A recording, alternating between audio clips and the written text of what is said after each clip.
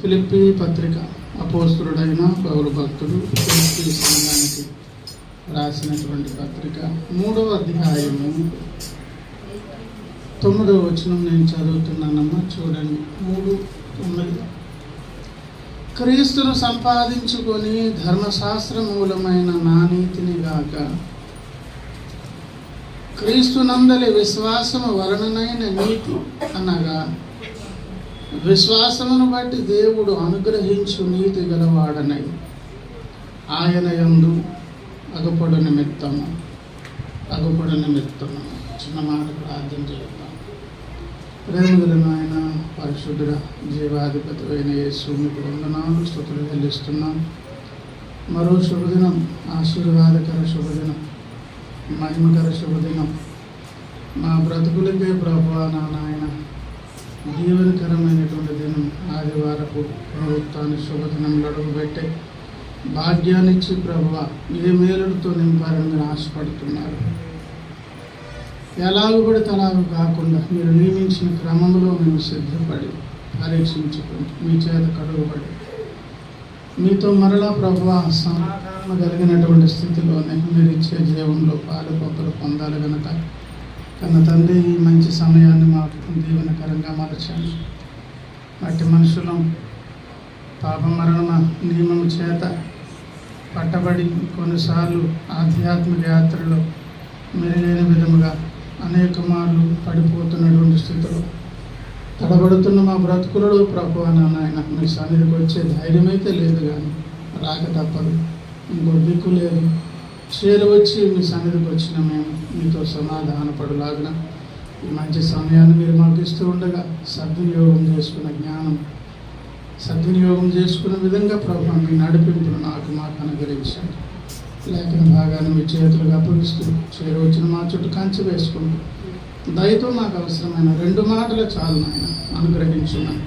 యేసయ్య నామమున ప్రార్థించి వేడుకుంటున్నాము పరమ తండ్రి, ఆమేన్. దేవుని స్తోత్రం. హల్లెలూయా. ప్రియమైన దేవుని బిడ్డలారా, దేవుని సంఘమా, ఫిలిప్పీ సంఘానికి పౌలన్న పత్రిక వ్రాస్తూ 3వ అధ్యాయం 9వ వచనంలో ప్రియులారా 9వ వచన భాగపు ముగింపులో ఒక మాట అన్నారు. ఏమండి? ఆయన యందు అగపడు నిమిత్తం. దేవుని సన్నిధానానికి వెళ్ళేటటువంటి మనము, వెళ్ళడం కొరకు తీర్మానం చేసుకునేటటువంటి మనము, దేవుని ముఖ దర్శనము చేయాలన్నా, ఆయన సన్నిధిగా వెళ్ళి నిలవగలిగే ఒక భాగ్యం అనేది మనకు కలగాలన్నా మనకి ఇంకొక దారి లేదండి, ఇంకో దిక్కు లేదండి. క్రీస్తునందు తప్ప మనకు ఏ విధమైనటువంటి క్షేమం అనేది కూడా లేదు. క్రీస్తుకు వెలుపల శూన్యము, చీకటి, అగ్ని ఏమండి ఎలా ఉన్నదో, యేసయ్యను కలిగి ఉండకపోతే మన బ్రతుకుల కంటే ఇంకా అర్థం పరమార్థం పదే చెప్పుకుంటుంటాం. నాకు వేరుగా ఉండి మీరేమి ఏం చేయగలమంటే దైవ చట్టాన్ని ఉల్లంఘించగలం.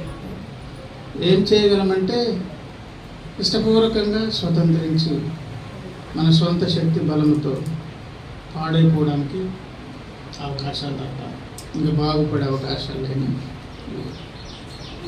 భక్తుల జీవితంలో చాలా ఆశీర్వాదకరమైన సమయం ఏంటి అని అంటే ప్రియులారా, దేవుని సన్నిధికి వెళ్ళడమే. ఏంటంట? దేవుని సన్నిధి వెళ్ళాలి, దేవుని సన్నిధిని అనుభవించాలి అంటే అక్కడ కూడా మళ్ళీ ఎలాగంట వెళ్ళేదానికి యేసు కావాలి, నిలిచేదానికి యేసయ్య ఉండాలి. యేసయ్యను ప్రక్కన పెట్టి ఒక్క క్షణం, ఒక్క అడుగు, ఒక్క ఇంచు కదిలే అవకాశం లేదు. అలాగూ ఆయన యందు మనము ఏమండి నిలువబడే దాని కొరకు దేవుడు అవకాశం ఇస్తూ దానికి ఒక 9వ వచనంలో ఒక విధానాన్ని, లేకపోతే కొన్ని మెట్లు అక్కడ ఏర్పాటు చేశారు. దేవుని ముందుకు వెళ్ళాలంటే ఎట్లా వెళ్ళాలి? తొందరపడొద్దు, స్వతంత్రించొద్దు, మీ మీద మీరు ఆధారపడొద్దు, ఏ విషయాన్ని కూడా దృష్టిలో పెట్టుకొని పర్వాలేదని అనుకోవద్దు. వెళ్ళాలంటే ఆధారం ఎవరండి? యేసయ్య. నా ద్వారా తప్ప ఎక్కడికైనా ప్రతి విషయంలో నా ద్వారా తప్ప. కానీ అలా వెళ్ళాలంటే వెళ్ళేదానికి కొన్ని మెట్లున్నవి. ఆ మెట్లలో మొదటి విషయం అక్కడ చదివాము, క్రీస్తుని సంపాదించుకొని, అది ఒక మెట్టు. తర్వాత ధర్మశాస్త్ర మూలమైన నా నీతిని గాక, అనగా అర్థం ఏమిటో తెలుసా? ధర్మశాస్త్ర సంబంధమైన నీతి మీదేమో పౌలన్న బేస్ అయ్యారు. కానీ నీవు నేను వస్తాం దేన్ని ఆధారం చేసుకొని. అది దైవనీతి కాదు కదా. ఇంకా ఇతరత్ర ఏదైనా కానీ ఇంకా నిన్ను దేవుని ముందు నిల్చోబెట్టే అవకాశం లేదు. తర్వాత మాట అన్నారు, క్రీస్తునందలి విశ్వాసం వలననైన నీతి. నీవు నీతిమంతుడుగా దేవుని ముందు అగుపడాలి. నీతిమంతుడని దేవుడు సర్టిఫై చేయాలంటే ఆ నీతి కూడా మళ్ళీ ఎక్కడున్నది? యేసులో నుంచే అని చెప్పి, అనగా విశ్వాసమును బట్టి దేవుడు అనుగ్రహించి నీతి గలవాడవై, అనగా విశ్వాసమును బట్టి దేవుడు అనుగ్రహించు, దేవుడే ఇవ్వాలి. ఇవ్వడం కొరకు మళ్ళీ అక్కడ క్లాస్ ఉన్నది. ఇన్ని మెట్లు ఎక్కిన తర్వాత అప్పుడు ఆయన యందు అగపడు నిమిత్తము. ఈ మెట్లు దాటుకుని వెళ్ళామనుకోండి, ధైర్యంగా మనం ఎవరి ముఖ దర్శనం చేయొచ్చు, యేసయ్య ముఖ దర్శనం చేయొచ్చు. ఇన్ని సంగతులు ఉన్నాయి. అందులో మొదటి సంగతి చూద్దాం. ఏమంటే క్రీస్తును సంపాదించుకొని అని పౌలన్న మాట్లాడుతూ ఉన్నారు. ఏమండి, ఆయన సంఘానికి చెప్పగలుగుతున్నారంటే ఆల్రెడీ ఆయన ఎవరిని సంపాదించుకున్నారు? క్రీస్తును సంపాదించుకున్నారు. మనకు తెలిసిన విషయమే. దమస్కు అనే ఒక అనుభవము సౌలు అనబడినటువంటి పౌలు గారి జీవితంలో ఒక పెనుమార్పు కలిగింది. ఒకప్పుడు సౌలు, తర్వాత పేరు మార్చుకొని పౌలు, ముందు సౌలు అని అనకండి, సౌలు అనబడే పౌలు అన్నమాట. ఒకప్పుడు ఏమని పిలువబడేవారు? సౌలు అనగా ద గ్రేట్ అని అర్థం అన్నమాట, చాలా గొప్పోడు అని అర్థం. ఇప్పుడు మా తల్లిదండ్రులు పిల్లలకి ఏం పేర్లు పెడతారు? పెంటయ్య, చెత్తయ్య, చిత్తయ్య అని ఏమని పెడతారు పేర్లు? పనికిరాని పేర్లు పెడతారు. ఈ దేశంలో ఒకప్పుడు ఆ పేర్లే పెట్టాలి కొన్ని కులాలు. ఈ దేశంలో కొన్ని కులాలకు ఏం పేర్లు పెట్టాలి తెలుసా? ఏమండి, ఈ పెంటయ్య లాంటి పేర్లే పెట్టాలి, వేరే పేరు పెట్టకూడదు. ఇక్కడ హక్కు లేదు. ఈరోజు పుస్తకాలు ఎతికి, పాస్టర్ని అడిగి, సొంతంగా నిర్ణయాలు తీసుకొని రకరకాల పేర్లు కింద మీద పడి కొట్టుకుంటూ ఆ పేరు పెట్టేదానికి కొరకు కూడా ఇంకా వేరే వేరే వ్యాపకాలు చేస్తూ, ఈ గొప్ప భాగ్యం అనేది యేసయ్య ఈ భూమి మీద ఒక మహానాయకుడు అంబేద్కర్ గారిని లేవనెత్తి దేశానికి మేలు చేశారు ఆయన. ఏమండి, సరే ఇప్పుడు సందేశం ట్రాక్ తప్పుతుందని మళ్ళీ లైన్లోకి వస్తున్నాను. కనుక మన పిల్లలకి ఏం పేర్లు పెడతాం? ఉన్నతమైన పేరు. కీసు కుమారుడు సౌలు భాగ్యవంతుడు. ఇక్కడ ఉన్నటువంటి సౌలు అనబడిన పౌలు కూడా నాన్నగారు ముత్యాల వ్యాపారి. ఏమండి, చాలా పెద్ద పెద్ద స్కూల్స్లో, గొప్ప గొప్ప స్కూల్లో చదువుకున్నటువంటి ఉన్నతమైనటువంటి ఏమండి ఏంటది ఆర్థిక లావాదేవీలు కలిగినటువంటి వ్యక్తి. కనుక ఏం పేరు పెట్టారు? గ్రేట్ అని పెట్టారండి. ఆ గ్రేట్ అని పేరు పెడితే మా అమ్మ నాన్న ఏం పేరు పెట్టారు, కానీ నా స్టార్ ఎలా పరిగెడుతుందో తెలుసా? ఆ పేరుకు తగినట్లే. అప్పుడప్పుడు మన పేరు అంటే మామూలుగా నా పేరేమనుకున్నారా మరి, అందుకే రాజు అని అప్పుడప్పుడు మనల గురించి మనం ఎట్లా గొప్ప చెప్పుకుంటాం కదా. ఆ స్టార్ అంత బాబు, ఇంకంత పేరు పెట్టారు కనుక కథలో నడుస్తుందట. అది కూడా ఉన్నది, అవన్నీ చెప్పడానికి కాదు. ఇప్పుడు మెట్టుకు ప్రియులారా, గ్రేట్ అన్నట్లుగానే కథ నడుస్తుంది. ఎక్కడ అడుగు పెడితే అక్కడ అద్భుతం. ఏమండి, చదువులో రాణింపు, భక్తి విశ్వాసాల్లో రాణింపు, ఆధ్యాత్మిక విషయాలు సామాన్యమైన వ్యక్తి కాదు. పౌలన్న చాలా పొట్టిగా 4 ఏడు అంత అనుకుంటా, బాలుగడ్డ పైన సెంటర్లో గ్రౌండ్ ఉంటుంది. చాలా మహాభక్తులందరూ కూడా కాస్తంత పొట్టుగా ఉంటారు, కొంచెం బాల్ హెడ్ ఉంటుంది, ఎక్కువ పరిశోధన కదా, వేగంగా జుట్టు పండిపోతుంది, కొంచెం ఆలోచన శక్తి దాని మీద ప్రభావం పడుతుంది, హీట్ ఎక్కువ మైండ్. ఏమండి, ఎక్కడైనా రాణింపు. పౌలన్న తన సమాన వయస్కులు కానీ పెద్దవారు కానీ పౌలన్న ముందు నిల్చున్న అవకాశమే. యోబన్న ముందు లేదు, దావీదు గారి ముందు లేదు, పౌలన్న ముందు లేదు, ఏమండి, దానియేలు గారి ముందు లేదు. ఆ ప్రత్యేకత దేవుడు భక్తులకు బాల్య దశ నుంచి అలాగ నిర్మాణం చేసి ఆర్డర్ ప్రకారంగా అలాగ అంచెలంచెలు ఎక్కిస్తారు దేవుడు. గ్రేట్ గ్రేట్ గ్రేట్ అనుకునే బ్రతికాడు ఆయన. దమస్కు దగ్గరికి వెళ్ళాక అర్థమైంది, నేనేం గ్రేట్ బాబు అనుకున్నాడు ఆయన. నేనేమి దమస్కు అనే అనుభవం దగ్గర యేసయ్య దర్శనం ఇచ్చారు, కథ మారిపోయింది. నేను గ్రేట్ ఏంటి? నేను గ్రేట్ అని చెప్పుకునే దానికంటూ నాకు ఒక ఆధారం నా యేసయ్య, దేవుని స్తోత్రం. అప్పుడు అన్నారు, బాబు గ్రేట్ అని పిలవద్దు, చిన్నోడా అని పిలవండి అని బతివడాన్ని మొదలుపెట్టాడు అనమాట పౌలని. ఏమని బ్రతులు ఆడుతున్నారు? నన్ను గొప్పోడని పిలవద్దు, ఏమని పిలవండి? చిన్నోడా, చాలా తక్కువవాడా, అందరికంటే చిన్నవాడు, అలా పిలండి. నేను చాలా చిన్నవాడని, నేను గొప్పవాడు కాదు అని. అప్పుడు ఏమని పిలవమన్నారు? సౌలే, కానీ పౌలు అంటే అలాగా పేరుతో పాటు బ్రతుకు మార్చుకొని దానికి ఇష్టపడి అలాగే యేసయ్య చేత మార్చబడిన వ్యక్తి పౌలన్న. కనుక ఇప్పుడు పౌలన్న గారు ఫిలిప్పీ సంఘానికి లేఖ రాశారంటే ఆల్రెడీ పౌలన్న గారు ఎవరిని సంపాదించుకున్నారు?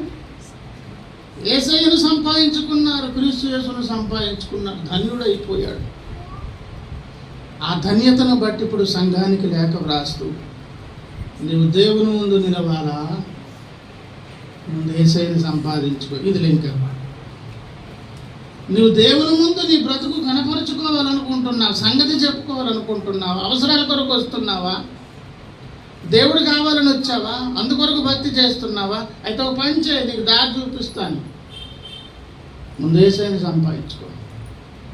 ఎవరిని సంపాదించుకో అంటే ఇప్పుడు చూడండి ఒక మాట, ఈ విశ్వంలోనే ఏంటి, ఈ విశ్వంలోనే గొప్ప ఆస్తి ఎవరు చెప్పండి?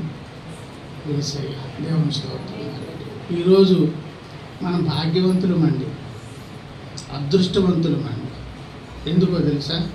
విశ్వచక్రవర్తి మన సొంతమైపోయారు, మనం సంపాదించుకున్నాం. దేవుని స్తోత్రం. యేసయ్యను గురించి చెప్తూ ఎన్నో విషయాలు. యోహాను సువార్త 17వ అధ్యాయము భక్తుడైన యోహాను గారు పరిశుద్ధాత్మ ప్రేరేపితమై చెబుతూ 17వ 3వ వచనం, అద్వితీయ సత్య దేవుడు అయిన నిన్నును నీవు పంపిన యేసుక్రీస్తును ఎరుగుటయే. అద్వితీయ సత్య దేవుడు అయిన నిన్నును నీవు పంపిన, ఎందుకు పంపాల్సి వచ్చింది? ఎన్నో చెప్పుకోవచ్చు, అందులో ఒక ముఖ్యమైన మాట, ఆయన వస్తే కానీ దేవుడు ఎట్లాంటి వారో తెలియదు. ఎందుకంటే అసలు ఆయన రావడానికి అవకాశం లేదు. వస్తే ఏమవుద్ది? విశ్వమే అసలు కాలి బూడిదైపోతుంది. కనుకనే యేసయ్య ఎవరంట?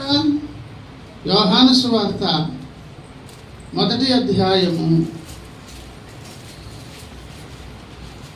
18వ వచనం చూడండి. ఎవడును ఎప్పుడైనాను దేవుని చూడలేదు, తండ్రి రొమ్మనున్న అద్వితీయ కుమారుడే ఆయనను. దేవుణ్ణి చూశారంటే దేవుణ్ణే చూశారు. ఎవరి ద్వారా చూశారు? యేసయ్య ద్వారా చూశారు. యేసును చూస్తే దేవుణ్ణి చూసినట్లుగా. తండ్రి తన కుమారుడు పంపిన అద్వితీయ సత్యదేవుడైనటువంటి మహాతండ్రి ఎవరిని పంపించను? తన కుమారుడు పంపించను. ఆ కుమారుడు అంట ఏంటండి? ఆయన ఎరుగుటయే ఏంటంట? నిత్య జీవం.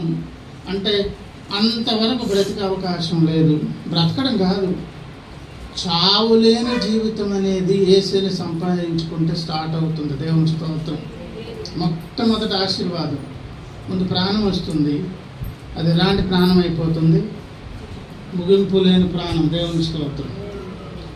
యేసుని సంపాదించుకోవడమే భాగ్యం. ఎందుకో తెలుసా?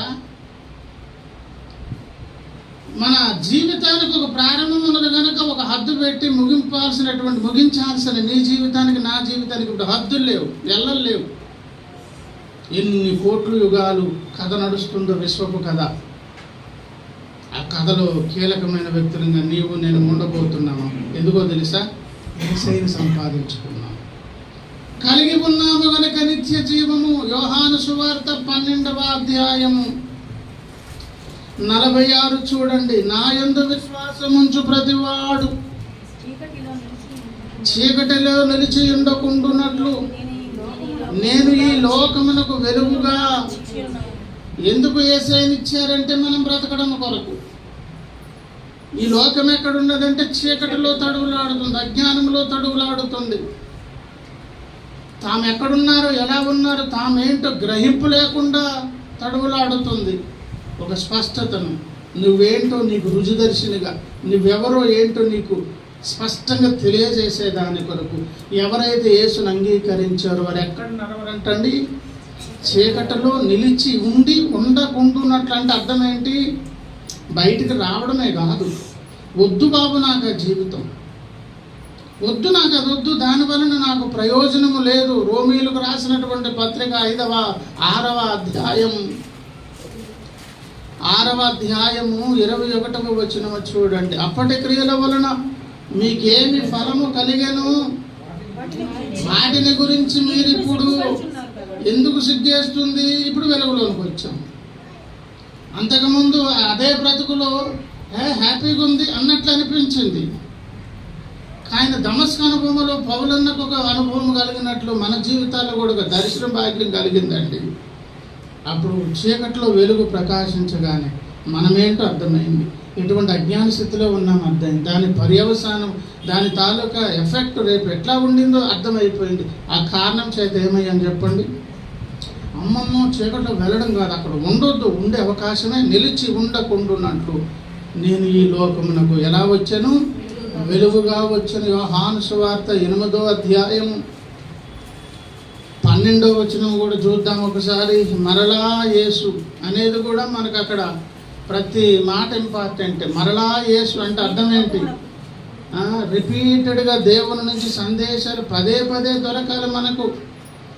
ఏమండి, తెలిసిన పాటలే పాడినట్లుగా తెలిసిన సందేశాలు మళ్ళీ వినాలి. అవసరమా కాదా? రోజు వెళ్తున్నటువంటి అమ్మాయికి జాగ్రత్త అమ్మ, కాలేజీకి వెళ్తున్నా జాగ్రత్తగా వెళ్ళమ్మా, అది జాగ్రత్త, ఇది జాగ్రత్త అంటే పిల్లలు చిరాకు పడరు.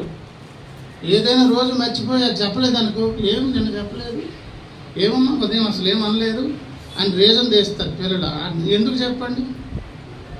ఇంత పెద్దదాని అయ్యావు, ఇన్నిసార్లు వెళ్ళొస్తున్నావు, ఈజీయే కదా అనే మైండ్ తల్లిగారికి ఉండదు, అమ్మాయికి ఉండదు. ఏమేమి ఎక్స్పెక్ట్ చేస్తుంది? మా అమ్మ జాగ్రత్త చెప్పాలి.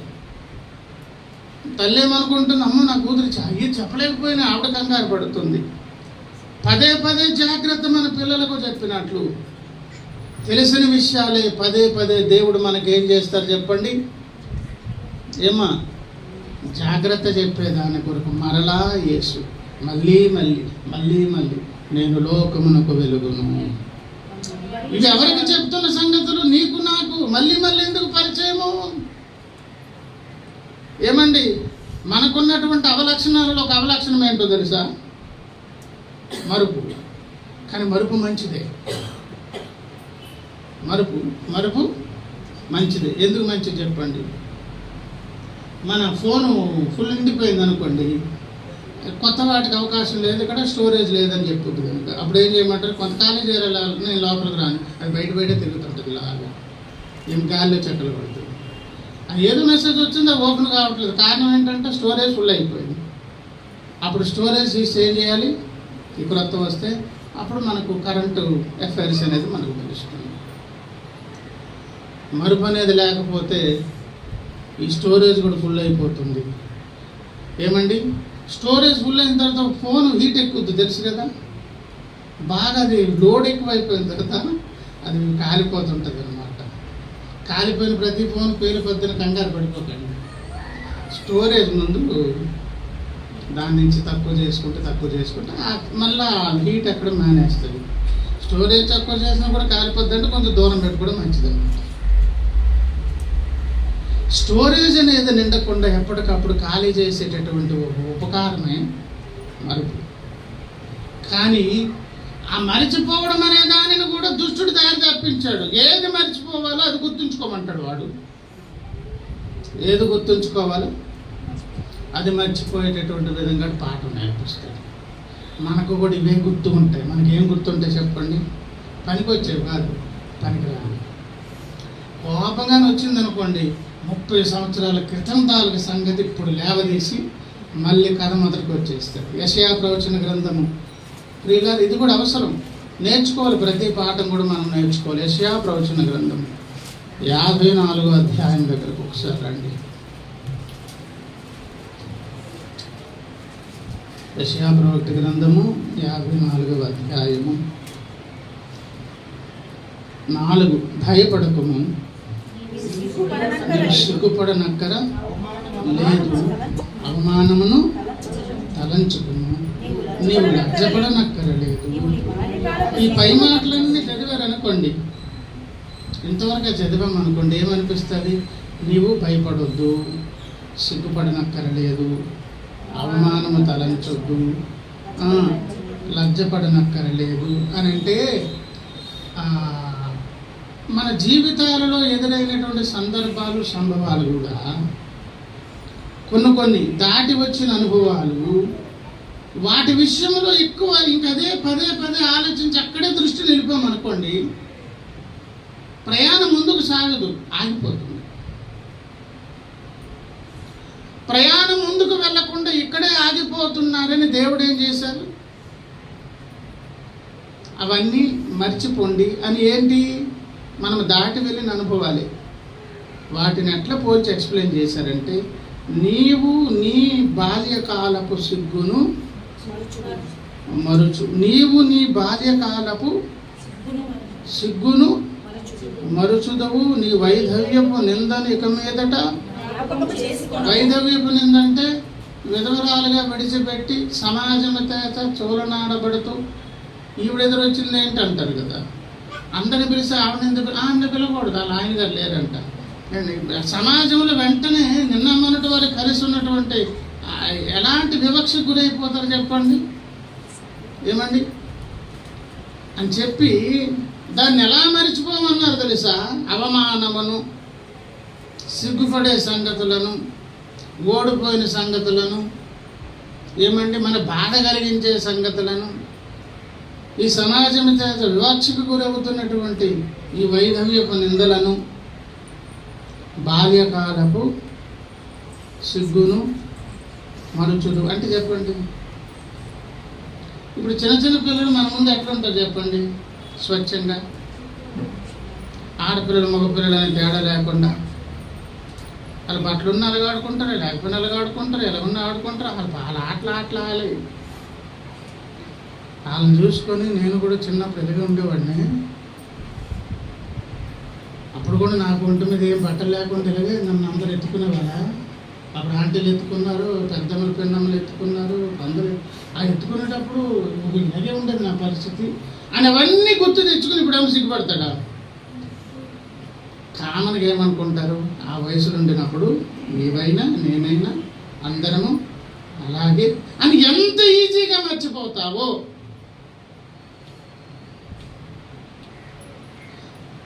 అప్పుడు నర్సు కదా నన్ను ఎత్తుకుంది హాస్పిటల్లో.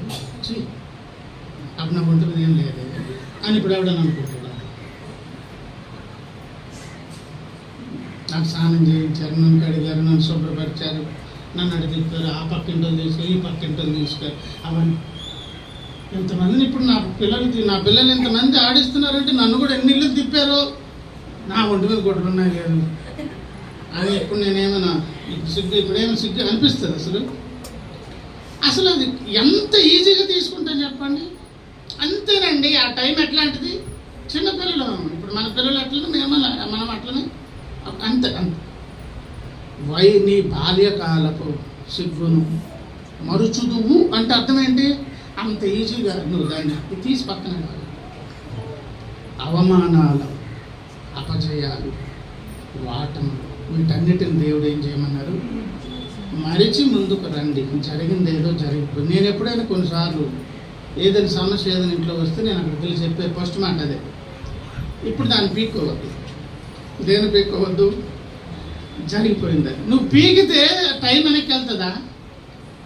కథ ఏమైనా మార్పు జరుపులు చేసేదన్నదా? అది చేయాలంటే దేవుడు పట్టించుకోవాలి. దేవుడు పట్టించుకుంటే ఏముంది? మళ్ళీ కథలో ఘటోత్కచ సినిమాలో మనం వెనక్కి రావచ్చు అనమాట. ఏమండి? అలాగేనా? అది వెనక్కి రావాలన్నమాట. అది రాగలరు ఎవరు? మనం కాదు. ఎవరు వస్తారు? దేవుడు. మన మేలు కోరితే ఆ పని కూడా దేవుడు చేస్తాడు. దేవుని స్తోత్రం. మన రక్షణను తీసుకువెళ్ళి యేసయ్య సమాధిలో పెట్టినప్పుడు మన జీవితాల్లో అధిక శాతం దేవుడు మరిచిపోయే సందర్భాలు కొన్నిసార్లు. ఆ విధంగా కూడా కొన్ని ఏదో దేవుడు చేస్తారు. అక్కడికి వెళ్ళాక తెలుస్తుంది ఆ సంగతి. జరిగిపోయిన సంభవాలను సైతం నేను యెహోవాను, నాకు అసాధ్యమైనది ఏమైనా ఉన్నదా అని అన్నారు కదా.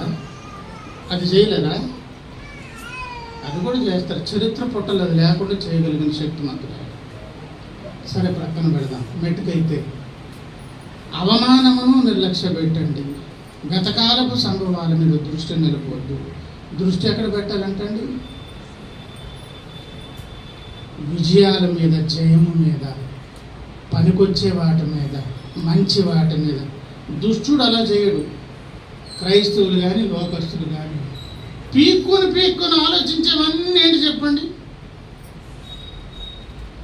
జరిగిపోయిన లోటుపాట్లు, అవమానాలు. నాకు అప్పుడు ఏం చేసావో తెలియదా, నువ్వు అలా చేసావు, నువ్వు ఇలాగ చేసావు అని ఆ కథల కింద చెప్పుకుంటూ మర్చిపోకుండా ఏం పీక్కుంటాం? మనం మర్చిపోవడం మంచిదే. ఏం మర్చిపోవాలి?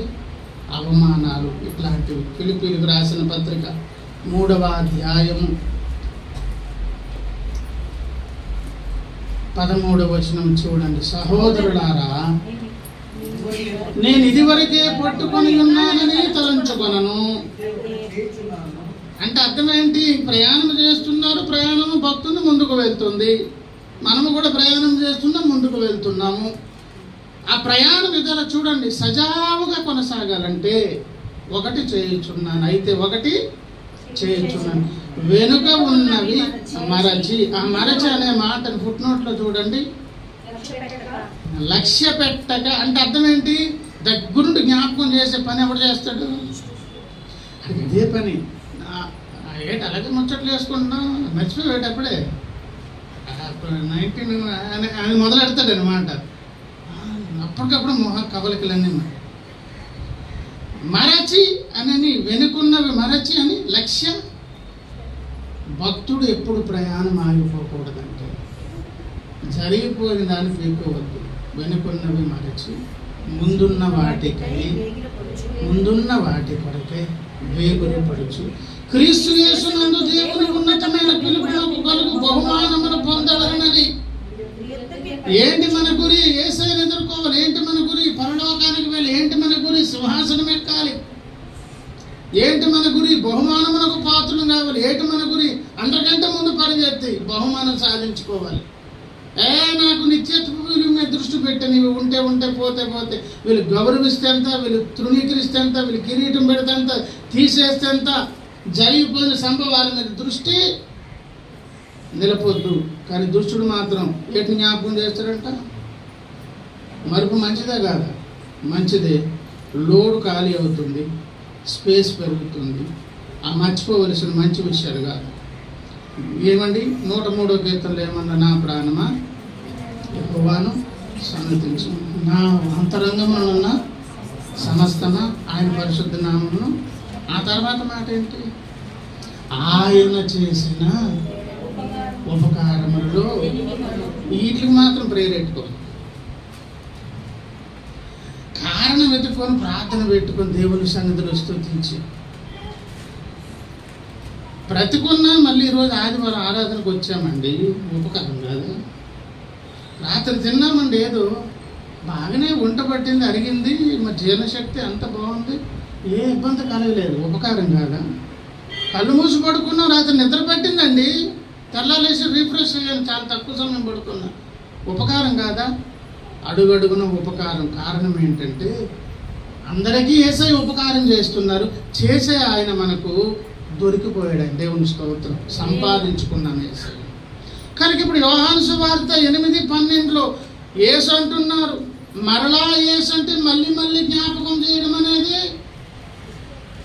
ఆనవాయితీ అయిపోయింది మన జీవితాల్లో. ఎందుకంటే మనం ఏం చేస్తాం?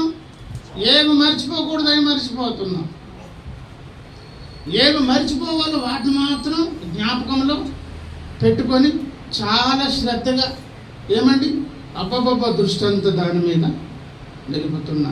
మరలా నేను లోకమునకు వెలుగును, నన్ను వెంబడించేవాడు చీకటిలో నడవక ఏమి వెలుగు ఉండును. నన్ను వెంబడించేవాడు జీవపు వెలుగు కలిగి నడుస్తాడు.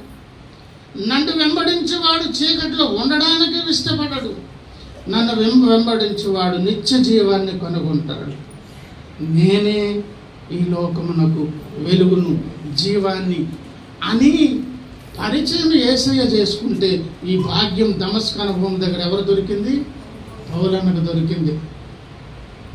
వెంటనే నేను గ్రేట్ కాదు, నన్ను గ్రేట్గా తీర్చిదిద్దిన నా యేసయ్య గ్రేట్. దేవుని స్తోత్రం. నేనేమై ఉన్నానో ఆయన కృప వలనే ఈరోజు నన్ను రక్షించకుండా ఉంటే ఏమవుతుందో తెలుసా?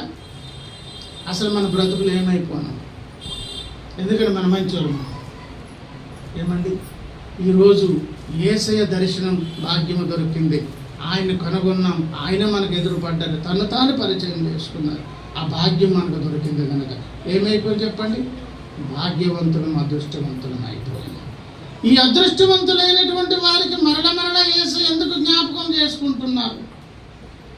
పౌలన్న ద్వారా ఎందుకు జ్ఞాపకం చేస్తున్నారు అంటే మరల మనము అక్కడికే ఎందుకు రావాలంటే వచ్చే ప్రతిసారి మనకు ఏదో ఒక సమస్య, ఏదో ఒక ఇబ్బంది.